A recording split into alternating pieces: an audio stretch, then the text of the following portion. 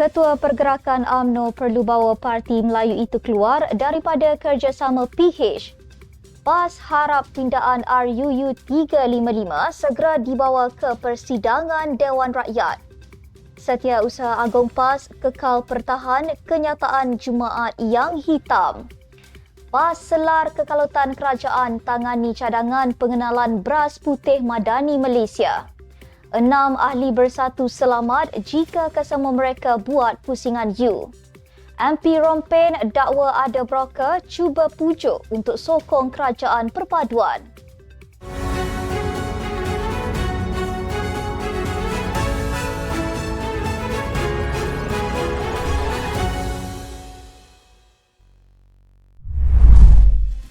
Bismillahirrahmanirrahim. Assalamualaikum warahmatullahi wabarakatuh.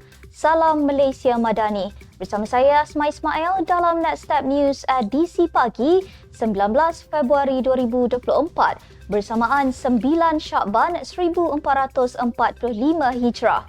Sebelum itu jangan lupa untuk subscribe YouTube Netstep TV dan follow Facebook Netstep Malaysia.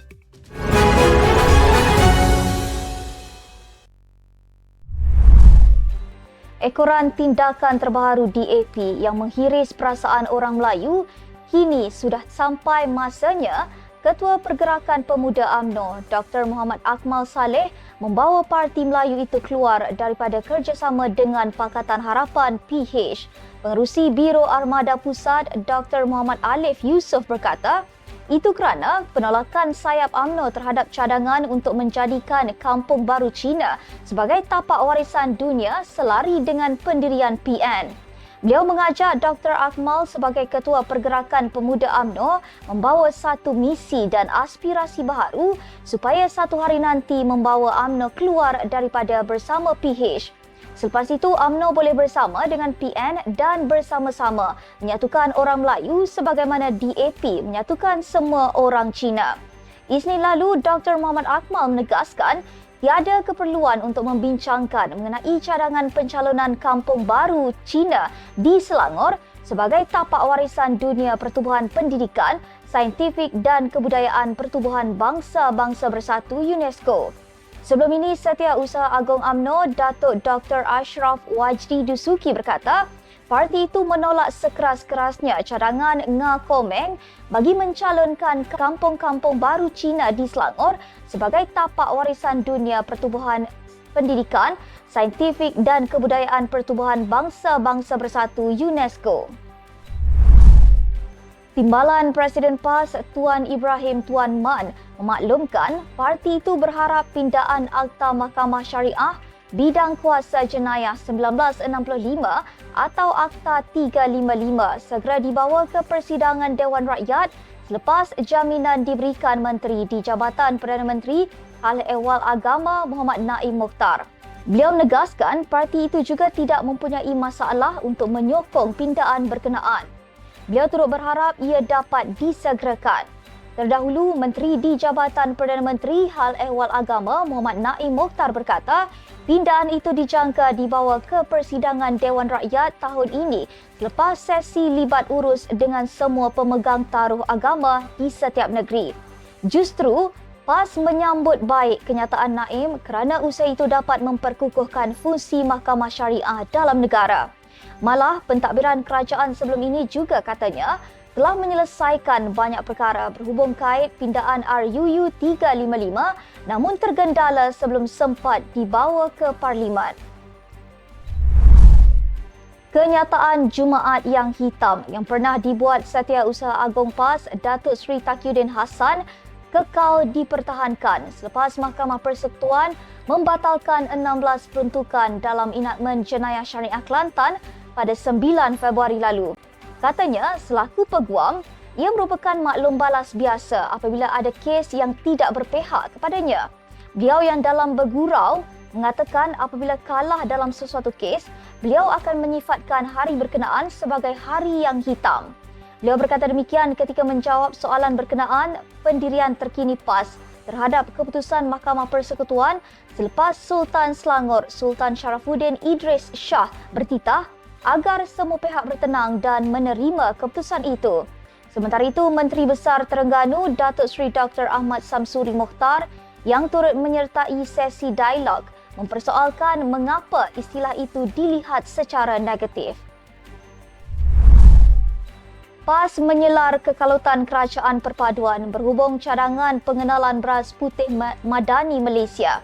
Menurut Naib Presiden PAS, Dato' Idris Ahmad, ia memperlihatkan kerajaan seolah-olah tidak mengetahui akta tata kelola sekaligus memperlihatkan kelemahan kepada pelabur. Tegasnya, sepatutnya isu itu diumumkan Menteri Pertanian dan Keterjaminan Makanan Datuk Seri Muhammad Sabu. Ketua Kluster Makanan Majlis Tindakan Kos Sara Hidup Datuk Said Abu Hussein Hafiz Said Abdul Fasal tidak seharusnya membuat kenyataan tersebut. Katanya, isu beras pun sudah haru biru selain menyifatkan situasi itu lebih sudu daripada kuah. Dalam pada itu, Ahli Parlimen Bagan Serai itu meminta supaya nasihat pegawai kerajaan yang berpengalaman tidak diketepikan dalam membantu menteri mentadbir negara. Katanya, kaki tangan terbabit boleh melaksanakan tugas dan tindakan dengan profesional. Ketua Penerangan Bersatu, Datuk Razali Idris memberitahu 6 ahli Parlimen Parti Pribumi Bersatu yang berpaling tadah selamat daripada digugurkan keahlian mereka sekiranya menarik balik sokongan kepada Perdana Menteri Datuk Seri Anwar Ibrahim. Katanya, ahli parlimen itu juga tidak perlu mengosongkan kerusi jika mengisytiharkan secara rasmi menarik balik sokongan kepada Datuk Seri Anwar sebelum Perhimpunan Agung Khas Parti pada 2 Mac ini. Bagaimanapun katanya, 6 ahli parlimen itu mungkin hanya dikenakan tindakan tata tertib kerana melanggar peraturan parti.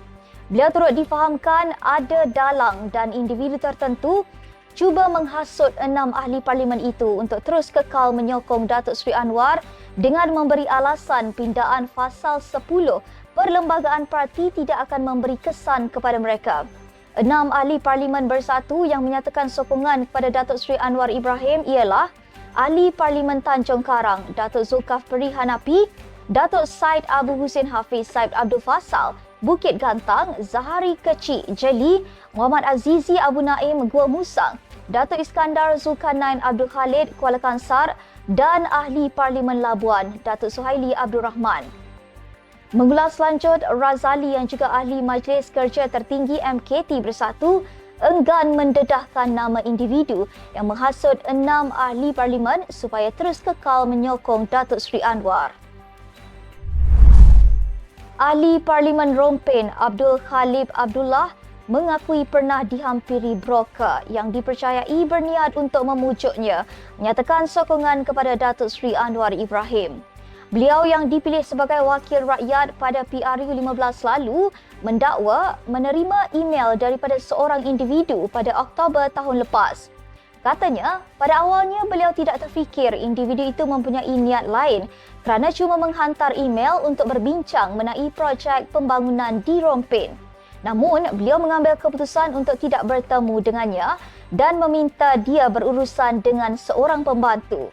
Mengulas lanjut, pemimpin Bersatu itu memberitahu bahawa sebelum ini dihubungi Ahli Parlimen Mersing Muhammad Islahuddin Abbas yang bertanya sama ada dihubungi oleh sesiapa yang menawarkan bantuan. Islahuddin turut memberitahu menerima tawaran sama. Selain percaya, 6 lagi Ahli Parlimen PN yang mengumumkan sokongan terhadap Kerajaan Perpaduan turut didekati individu berkenaan. Sekian sahaja untuk edisi pagi ini. Ikuti perkembangan semasa isu-isu panas politik Malaysia setiap hari hanya di Netstab News. Jangan lupa untuk follow Facebook Netstab Malaysia dan subscribe YouTube Netstab TV. Netstab Malaysia menjangkau informasi mengorak inspirasi. Saya Asma Ismail. Assalamualaikum dan salam sejahtera.